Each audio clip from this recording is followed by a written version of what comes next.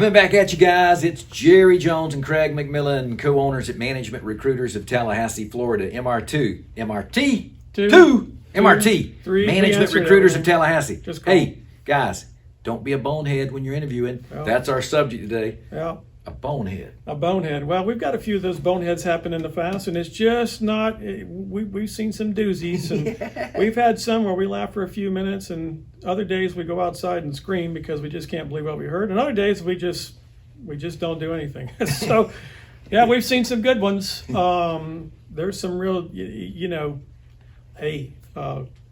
Some days you scratch your head and I got nothing left on top to scratch but except skin. But you just wonder, how the heck did you get as far as you did, man? But anyway, what are some of the ones we've heard? Yeah, I've heard some good ones. What about, when somebody says, well, tell me what you learned about us. What's the best one you ever heard was?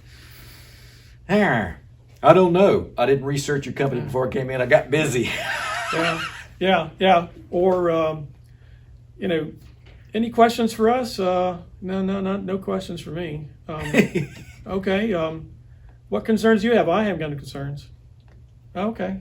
So, on a serious note, guys, here's the way Jerry and I see the interview. It's a 3-step process. Think of a 3-legged stool. Number 1 is the introduction. Number 2 is the questions and answers. It's the body, the meat of the interview, the longest portion of 3 steps. And step 3 is the close. Close is kind of a harsh word. Sales professionals close. I believe we close shortly after we come out of the womb. You go to the store. I want that candy, Mom. You're closing. So close. Introduction. Here we go. What is that, Craig? It's simply exchanging subtleties. Maybe you are doing a one-on-one in a professional's office. You mean don't go, hey, how are you? What's up? What's up? Nice to meet you. Exchange of subtleties, guys. It's simply that. You go into someone's office, you see a picture on the wall, maybe you break the ice by oh, nice picture. Oh. Just exchange subtleties. Or we're in COVID now, so don't shake the hand, you just fist bump. Do a fist, yeah, that's a good one. Yeah, fist bump. No shaking of the hand anymore. So 1 is the introduction. Simply that. You don't have to belabor that, and then move into step 2, which is the Q&A. So we say, sit back. You're going to be fielding their questions and you're going to be giving answers. So I want you guys to think in terms of an acronym we use, FAB, F-A-B. Think feature, accomplishment, benefit. Craig said, Jerry said, I'm going into step 2. So it's fielding their questions and giving answers, thinking feature, accomplishment, benefit. Let me give an example. The subject is, I'll just think of one, SPC, Statistical Process Control. Interviewer says, Jerry, do you have SPC experience? Here's the FAB answer. Jerry, matter of fact, I've used SPC for the last 20 years. Just last week, we used SPC on a black box project for Ford that yielded a 15% reduction in scrap, and the project came in $5,000 under budget and 5 days ahead of schedule. We use SPC. Yes, you fielded their question. Don't be too long with your answer or too short. Find a happy medium and wait for the next one. Now that's the right way, but here's sometimes, 6 out of 10 times it happens. Yeah, I've done that. What kind of results you get? No meat. That's a bonehead move, Jerry. That's a bonehead. Just bonehead. No results. How did you measure that? Well, were you really in charge? No, I was on the team. Okay.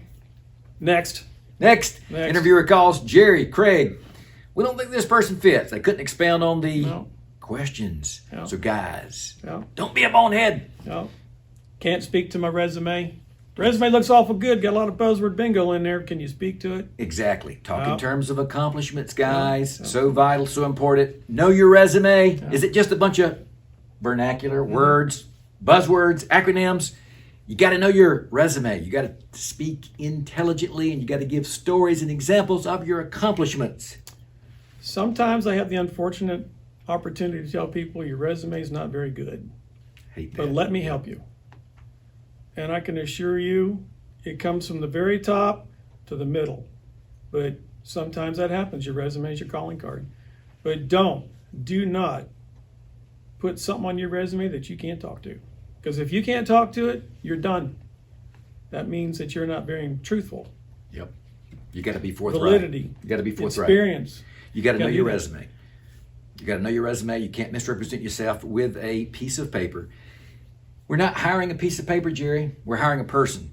But a resume is, in a lot of cases, a rejection slip. So don't be a bonehead. Know your resume. Yeah. Let's go to the third one, guys, real quick on the serious note. Go to the close. So we talked about intro, number 1, 2, Q&A, body of the interview, it's the meat of it, and then 3, the close. The interview's coming to a close. Maybe it's a one-on-one. You know it's coming to a close. You're being prompted by something they're saying. So we encourage you to close the interview by saying something like this. Jerry, now that we've talked, are there any concerns on your part that I wouldn't be efficient in this role? No, I don't have any concerns. I hope to hear back from you. That's always a good one. That's a bonehead move, isn't it? Yep. Yeah, I Don't hope to really hear bonehead. back from you. Not gonna have your business card. I want to send you a note, anything like that. Yeah. I hope to hear back from you. See you later. But no, he's serious, and you have to be. Don't forget to ask.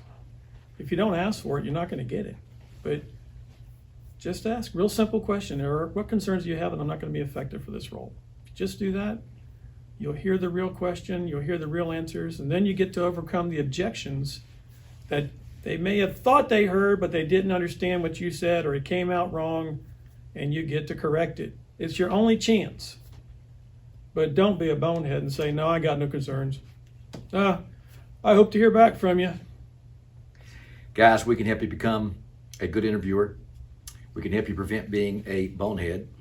We've been boneheads. We practice every day. This is a recruiting practice. Oh. We're here together. We're here with you. If you have questions, don't hesitate to reach out to us at Management Recruiters of Tallahassee. Go to MrRecruiter.com to get more insight on not being a bonehead. Not being a bonehead. You guys have a good one.